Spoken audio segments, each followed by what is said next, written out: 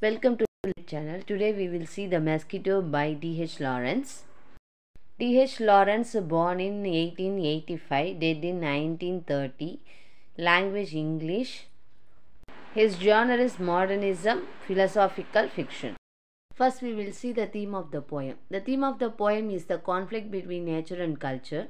The poet describes the movement of the mosquito and how the tiny creature uses his dirty magical power to put human mind on an anesthesia and silently skillful stuck human blood, which is a forbidden liquid for the mosquito. Next one, tone of the poem. The tone of the poem is mostly sarcastic and comically offensive, and the poet keeps addressing the mosquito in a belittling manner. The sarcastic tone carries underneath the poet's admirations of the mosquito's perfect game plan to achieve victory. Humor of the poem. The Mosquito is a hilarious poem. It begins on the humorous note as the poet addressing the mosquito as a measure.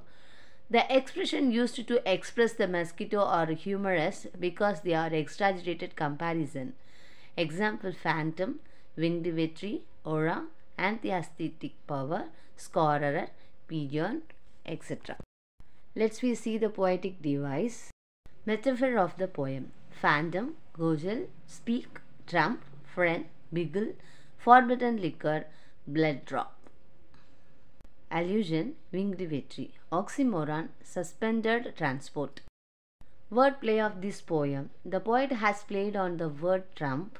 The word has been used in two sense.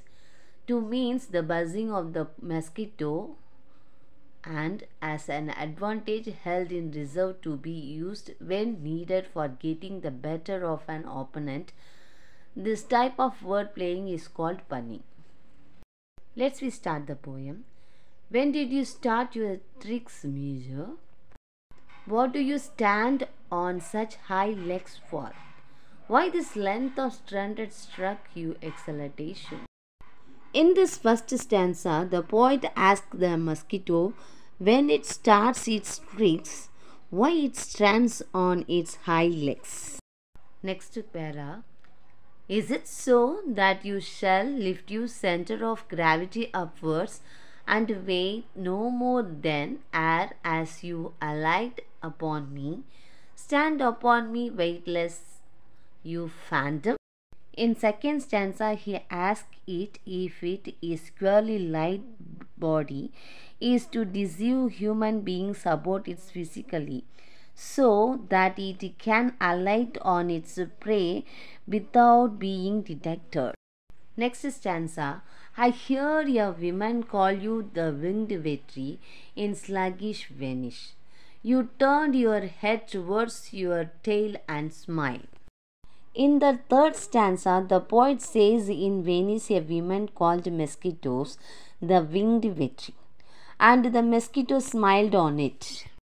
Next stanza, how can you put so much devilry into the transparent phantom shred of the feral corpus?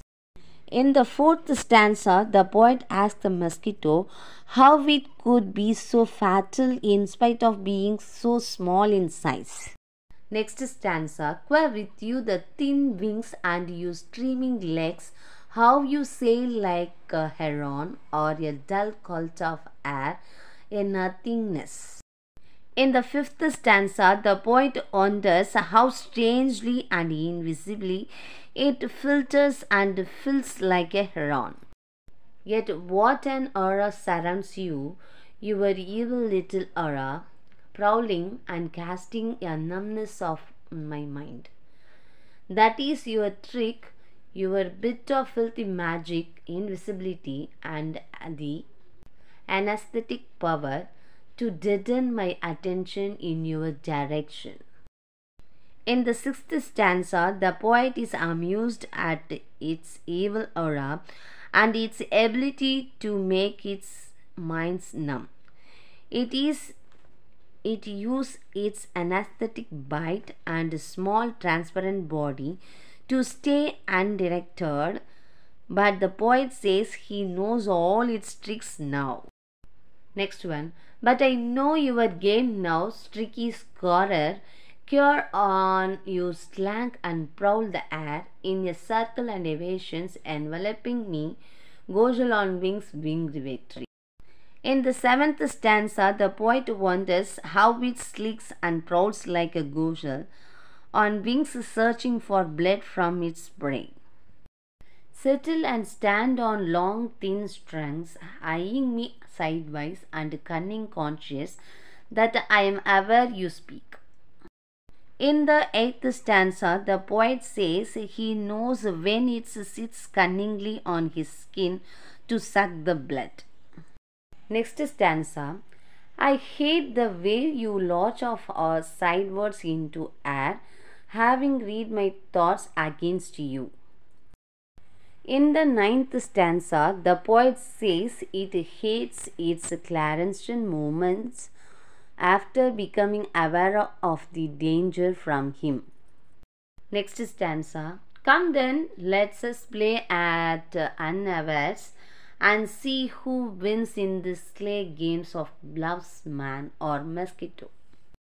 In the 10th stanza, the poet challenges it to a game of bluffs and see who wins in it, the poet or the mosquito. Next stanza. You don't know that I exist and I don't know that you exist now then.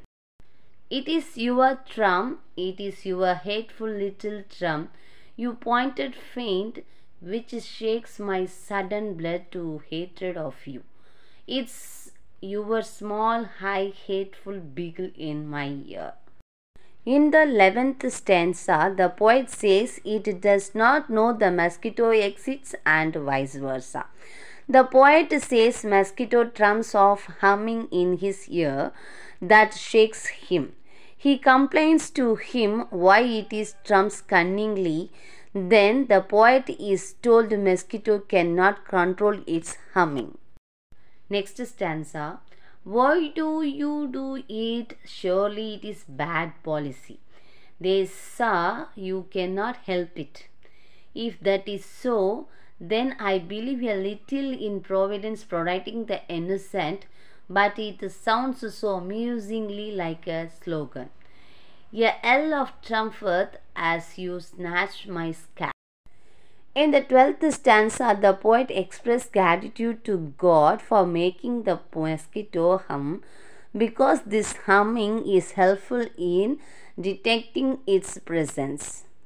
As the mosquito sits on the poet's scalp, sucking his blood ecstatically. Blood, red blood, super magical forbidden liquor, I behold you stand for a second and sperm in oblivion. Obscenely ecstated, sucking live blood, my blood, such silence, such suspended transport, such gorging, such obscenity of trespasses. In the 13th stanza, the poet is shocked at the mosquito's silent gorging on his blood and vulgar trespassing. Next stanza. You stagger as well as you may, only your accursed hairy fertility. Your own imponderable weightlessness saves you, wafted you away on the very drought my anger makes in the stretching. Away with a paean of derisions, you winged blood drop, can I not overtakes you, or you one too many for me, winged victory. In the 14th stanza, the poet describes the mosquito as a streakers to fly away, drinking his blood. The poet in anger tries to swat it as it tries to fly away, singing a son of victory. Last stanza. Am I not mosquito enough to out mosquito you? Queer, what a big strain my struck blood makes, besides the infinitesimal faint smear of you. Queer, what a dim dark smirk you have disappeared into. In the last stanza, the poet asks himself if he cannot overtake his adversary and outwit it. The poet finally succeeds in sweating it and killing it. A smudge of blood is formed where the poet has spat it. Thanks for watching.